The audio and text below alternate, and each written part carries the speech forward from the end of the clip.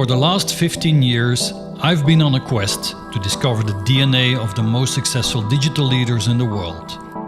What makes them tick, what's in their minds and in their hearts. We are sharing deep insights from our world-class CIOs so that you get inspired, can learn and reach your full potential as a digital leader. If you are an ambitious technology executive, then I invite you to join CIONET. Join our community so that you too can realize your ambition.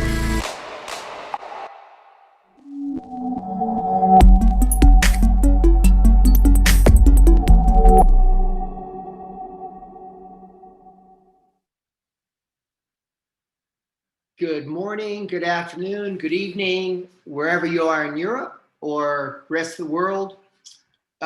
My name is Mark Zawacki, and I welcome you to another edition of CIONET Spotlight, where each week we put a digital leader somewhere in the world in the proverbial spotlight. Today, I'm delighted to welcome Melanie Kirkwood Ruiz, who is the Group CIO and CTO of ABM. And if you haven't heard of ABM, it's a $6.5 billion publicly traded company in the facilities engineering space. About 140,000 employees globally. They operate throughout the world. They serve aviation, hospitality, healthcare, education, other corporates. It's a wide-ranging business with their hand in a lot of different things, which we'll have a chance to unpack here. Melanie's had a wonderful career. She's got 2 degrees, a bachelor's and a master's in engineering, topped off with a MBA from Kellogg. She started out in healthcare with IT roles at Abbott and J&J. Later, she went over to American Airlines. Then her first CTO role was in a company called Scientific Games. Cushman & Wakefield, the large commercial property and commercial real estate company, and most recently at ABM. Melanie, did I get all that right? That was a pretty quick introduction. Yeah, definitely. It was a good summary. The only thing is I worked at United Airlines, but close. Oh, I'm sorry. I thought I said Freudian slip. I thought I said United. American, but that's okay. I thought I said United. I'm a big United guy, global services. So I love the airline. You think I would have gotten that one right? Sorry about that. United Airlines, of course, in Chicago, where you spent a tremendous amount of your career. Yes. We have a lot to talk about in 30 minutes. I want to talk about what you've gone through personally and professionally in the last 18 months, where you see the future from your perspective. As we talked earlier, let's also really talk about one of your passions, D&I, diversity and inclusion, how boards and digital leaders need to think about that. So all kinds of stuff to talk about. Now, I find it fascinating. Let's start with with your career change to ABM, because you're at Cushman & Wakefield. Everyone in the U.S. knows Cushman & Wakefield. Their signs are in every major metro market here. Right. And in March of 2000, right when we are heading into COVID, you changed to ABM. And what's fascinating by that, when any executive changes jobs, they come up with their plan, and in your interview process leading up to March, you developed your plan that you wanted to implement. And then along comes COVID, and you've got to change plans pretty quick. With a team you don't know, right? You've never met these people face to face, and you've got to get people you haven't met to go do things you don't know if they can go do. Elaborate that on a bit. That must have been fascinating. Definitely. Thank you, and happy to be here. So feel honored and grateful to be here and talking to you today, Mark. And but I'll start off by saying that I did have a little bit of time before starting ABM to kind of understand the problems they were trying to solve and some of the issues they had, and thinking about their digital transformation like every large corporation does, right? And so when I came in, it was like, okay, let's hit the ground running. We start looking at, we're looking at transforming our ERP system and really like almost our entire application landscape. But then COVID, right? It was like creeping up, but we didn't know what was going to happen. And about a week after I started, we were in almost full lockdown. And so at that point, like every other company, we're like, wait, what does this mean? Things seemed unclear, uncertain. And so we had to think about, okay, now we had to send everyone home. So how do we pivot to make sure like people can work and be just as productive at home as they are in the office and have the resources they need? And so coming in and not really knowing the full landscape of our infrastructure and everything was a challenge, because very quickly, right, within days, I didn't even have weeks, I had to make sure, and my team had to make sure that we could pivot fast. And that's exactly what we did. Right. And I assume that the original plan coming into the job and then the plan you had to devise, once lockdown started, were remarkably different or somewhat different. Yep. Definitely. So when lockdown came, I mean, the first thing that was top of mind was security. And, when you think about giving access to our systems outside of our network, and we were, pretty much a fully, like, we all worked in the office. We had some situations, especially in technology, where there were remote workers. But for the most part, we were an in-office staffing management organization. And then obviously, we have a large field, right? Because we have over 140,000 employees. So we had to make sure like people could be connected, but securely. And I think what was great is, the team, when I came on, had a lot of detections and things in place, because we saw like intruders, ransomware, all of that kind of spike up as soon as everyone went to the office. I mean, the criminals like across the world, right, were taking advantage. So so that was the first thing, is like, how do we create an environment, whether it's a virtual private network, or through some of the other platforms, where we can access these solutions, access our financial systems, our ERP system, because we're heavily on-prem today. And so we needed to give like safe access. So that was like the first thing that we did. So we did some really quick upgrades, working with some of our third parties and partners. We worked with, SecureWorks from a kind of like a SOC standpoint to just make sure we had everything in place so that we could like turn everything over and go live. And then of course, there's things like, the good thing is Teams was rolling out. And so we were moving to be full teams from Skype at the time. And so transferring all of that, looking at the telephony solutions, that's what we did, basically, again, within days and weeks, we implemented. That's great.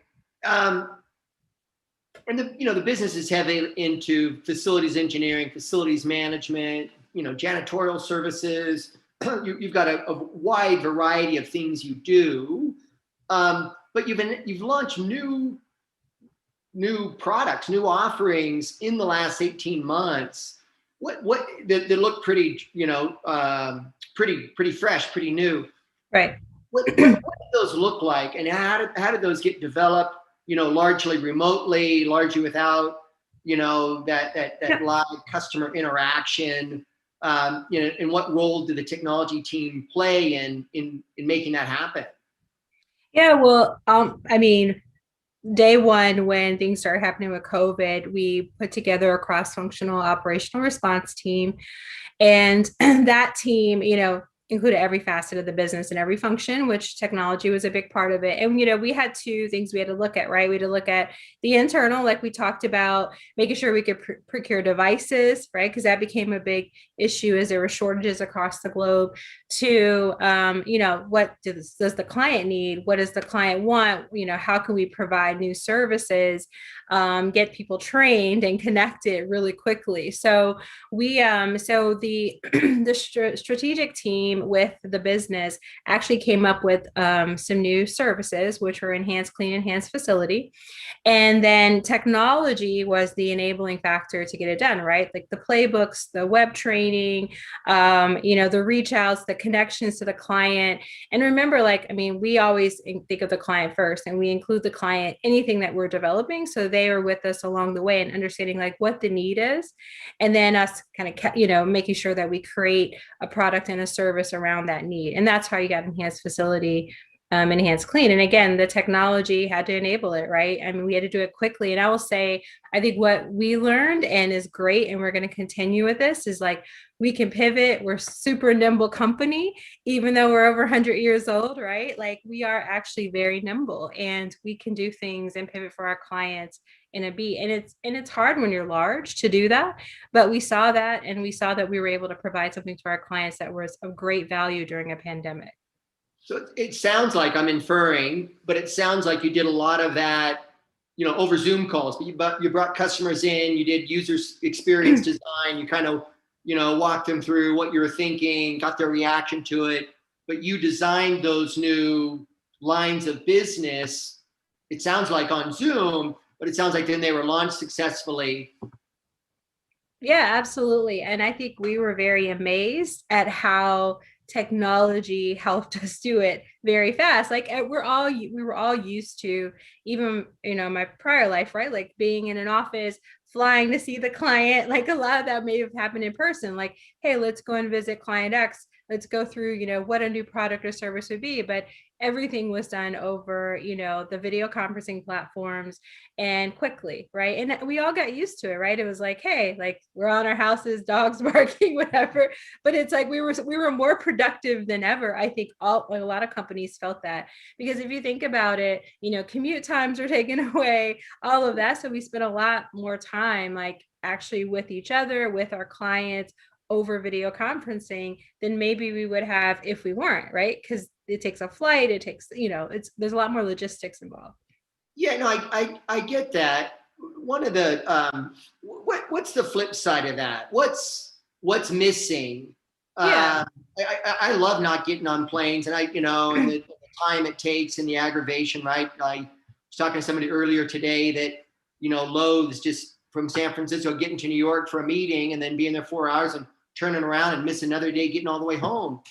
I totally get that inefficiency, but are there things that are missing that we're still trying to solve for? The serendipitous nature of work, or bumping into a colleague, or doing that user experience design only on Zoom when you can't catch them in the hallway for 15 minutes at break and really, go deeper on a problem that you can't. Is there a downside that, this is a general statement, this is, you don't have to answer it from an ABM perspective, but what are the areas we could still improve upon or work on in order to even make that, that online user experience design even better? Yeah, there's a few things. One, I'll talk to, of course, like the downside is like building relationships and kind of like being in person with someone, understanding, who they are, seeing their body language, all of that we probably take for granted a little bit, but it's important because I brought on, a new team. I was new. I did get to meet quite a few people. Luckily, I didn't have to interview on Zoom. So I'd say the positive thing is I met everyone in person, not everyone, but a big portion of the teams in person right before we went to lockdown. And I think that helped, right? But I saw people come on board, people on my team who haven't had a chance to even meet anyone even still, right? And so I think what happens is there's a little bit of a miss in like the relationship building. And then think about if you're coming in, these are really for people coming in on board, not just in IT, but I think in any company, we want to be entrenched and embedded in the business. Like what makes technology successful in general is like knowing the business, being a part of the business, and not just being like a back office traditional function. And so what's important for me and my team is that we go do ride-alongs, we shadow, like we're out there in the field with our front line, like understanding their day-to-day, because that gives us more perspective when we're thinking about solutions and trying to solve problems for the business and our clients. And we miss that, right? So a lot of it, like you said, is on Zoom. Like it's difficult to shadow on Zoom, right? And so you're trying to like talk through, like you said, a user experience. Now, of course, we had a lot of people, especially on the strategy team and the business, that were a part of this, so they know it. I think from a technology point of view, it's just more difficult.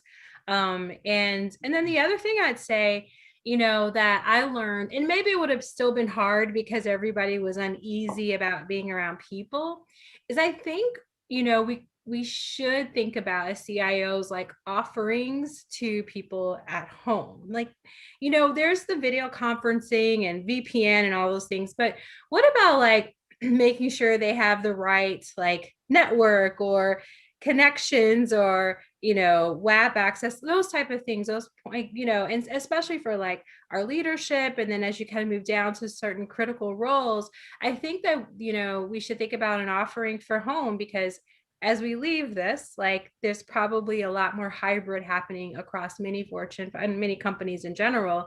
And so how are we going to serve them from a technology standpoint, an infrastructure standpoint, now that we know not everyone's going to return to work across the globe? Very good. I want to switch gears. I always talk to digital leaders about their passions and what gets them excited related to work or even outside work. And in our previous conversation, we were talking about diversity and inclusion, which has obviously been a hot topic for a decade, and it's only become more pronounced in the last 18 months. And you were, relaying this story. You had a really tough, a difficult senior role to fill, a CISO role to fill, and you found a wonderful diverse candidate in the right market. You didn't even have to relocate them, but it sounded phenomenal. But let's start with the problem. Where are big companies? Let's make an assumption that they're understanding the benefits of diversity and inclusion and the rightfulness of it, as it were. But where are they still kind of getting it wrong, or are they paying just lip service to it, or is it a candidate pool problem, or where? Yeah.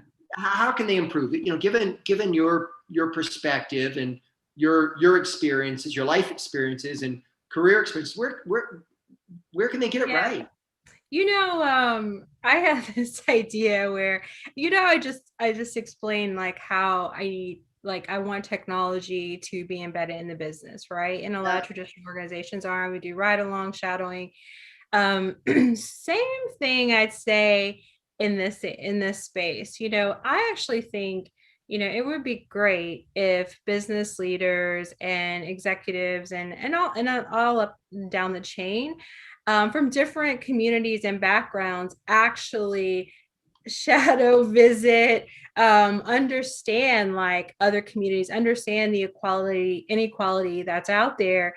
And sometimes it takes like maybe going to a lower socioeconomic area and spending time with people and talking to them so you can see like why there is a challenge. I think that, it may not be the most comfortable or thought about, thing to do, but I'd say it would be eye-opening, I think, for some people who haven't experienced maybe what some underrepresented minorities have experienced growing up or in life. And I can tell you that it's obviously made me who I am. I appreciate everything that I have, and not that anyone else doesn't, but I will tell you, like, when I come back to where I grew up, which is where I am now, actually, because I moved back to Houston, talking to the kids and just understanding and seeing like, the education levels that they may get in their environment could be different, from another side of town, or right. And so you can see that, and it changes your mindset. You're like, oh, I get it.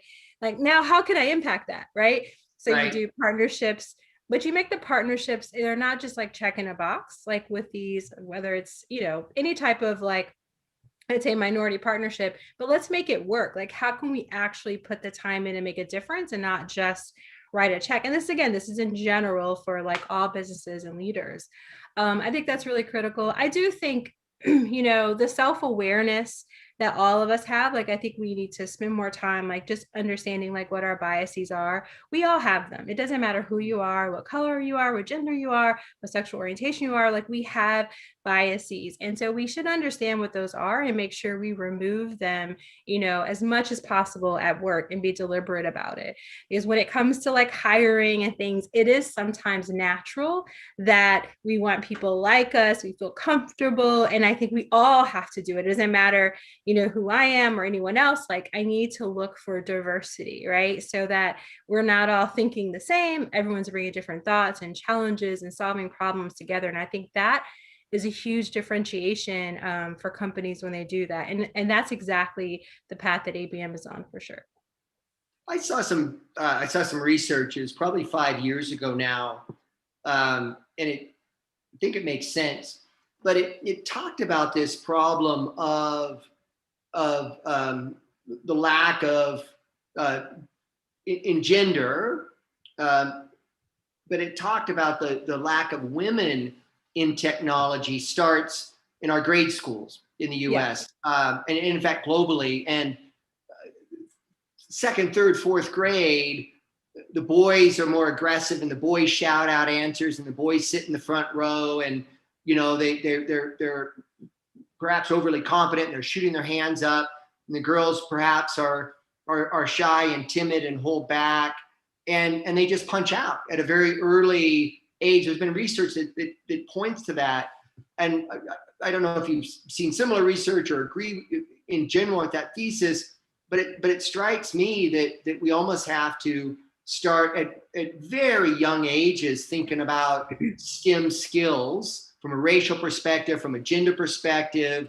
and build a talent base. And it's a long-term play, obviously, but build a talent base so this isn't an issue in 15 years at all. No, agree. And it's tough because sometimes, again, like when you think about like bias and how people think, like no one's really, as kids are growing, like what type of toys and what they play with and video games, you're right. Like you definitely see more males, like, you know, in research that show that. But I would say like the good thing about today is look at all of the technology, the kits, the toys, like everything that's out there. There's so many things geared towards STEM that we can actually give these to our kids at a young age. And they're, you know, they already have the iPads, right? But you can give them these certain coding games at like the age of 2, right? So I just encourage like parents to, you know, it's not very expensive things either. And you can like encourage and see if your kids are interested at an early age. So it doesn't kind of go in like the same path. But I think as the generation is turning and technology again is embedded and you have 1-year-olds using iPads, that's going to switch anyway.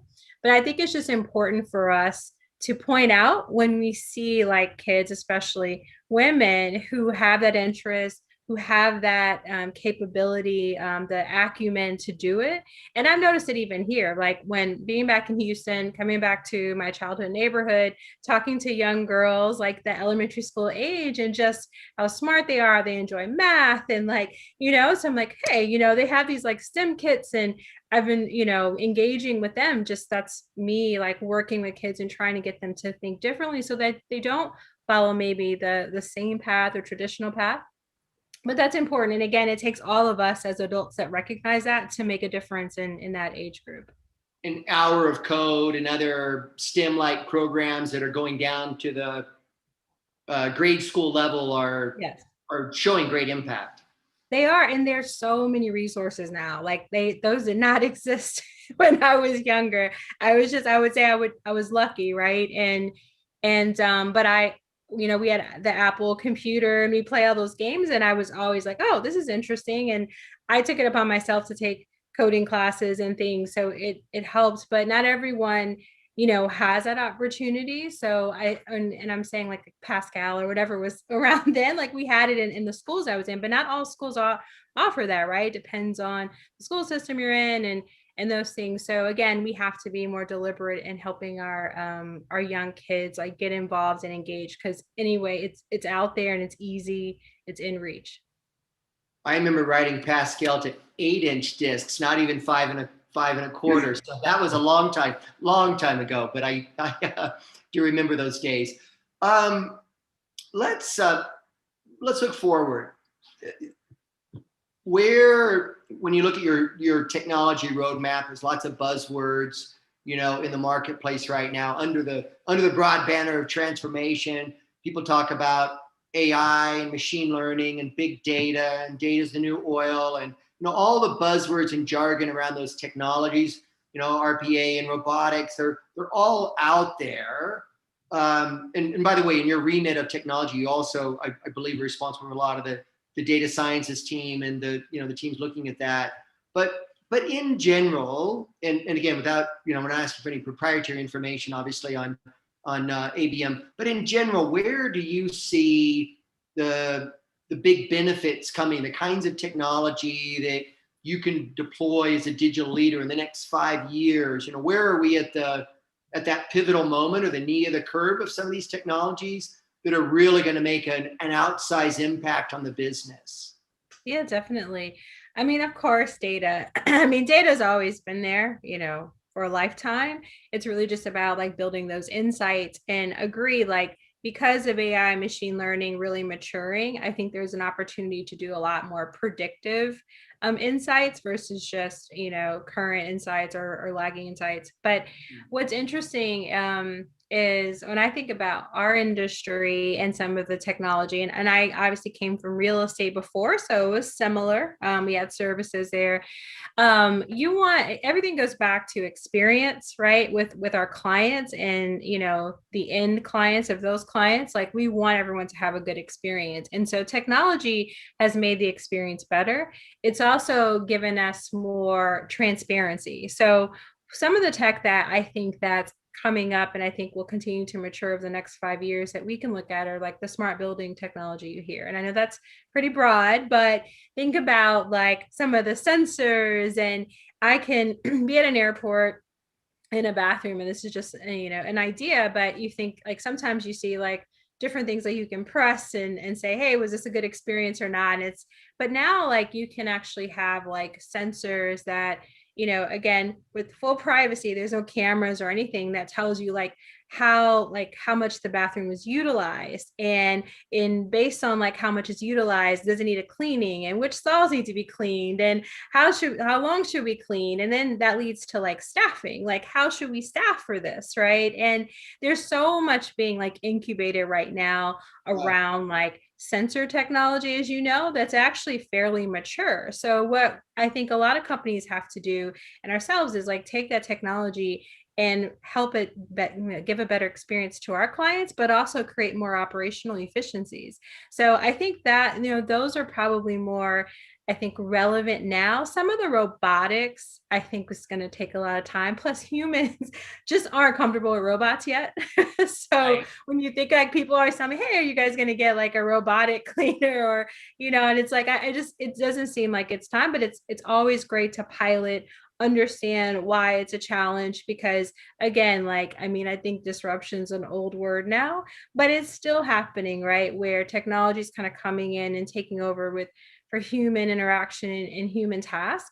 And so we need to understand that for our industry as well. But I think we are like, on the forefront of it. We have innovation teams, we have innovation strategy. And I'll tell you one thing that I think ABM, what we've done right, is we've aligned technology with strategy and transformation. You know how like technology sometimes is aligned like with, the financial organization or, operating organizations, but we're actually aligned with strategy and transformation, which is, I don't see, it's fairly rare, or it's, with an administrative organization, right? But it's great because when we're looking at our strategy, our corporate strategy is enabled by technology, both on the client side and internally. And I think that's a big difference. That's great. Melanie, 30 minutes goes quick. And I've got time for one last question of you. And I always ask all of our interviewees the same question. We'll always end on this question.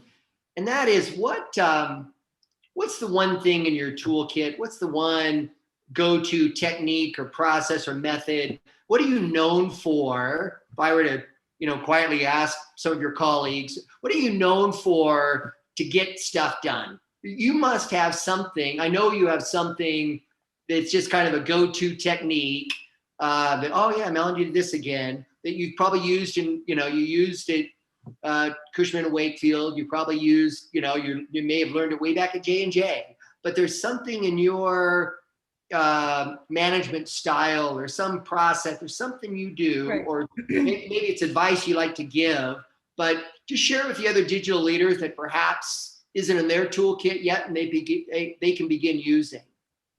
Yeah, I think as part of modernizing technology and organizations in general, it's about empowering your people and your team. And I will say the caveat is you have to have the right leadership team.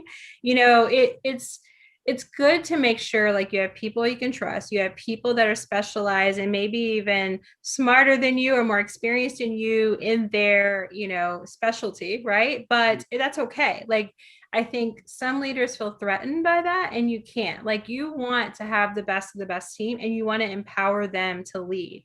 You also want to make sure you encourage them, like I said earlier, to be embedded and involved with the business. Like that is fairly new for a lot of traditional IT organizations where it's just been more about the nuts and bolts, the infrastructure. No, like we want to be on the forefront of technology. We want to change the client experience. We want to change the business, to partner with the business. So I think those two things, empowerment, of your leadership, right? But make sure you have the right talent at the leadership level. And secondly, embedding yourselves with your clients and your business is extremely important to the success and the progression of the organization.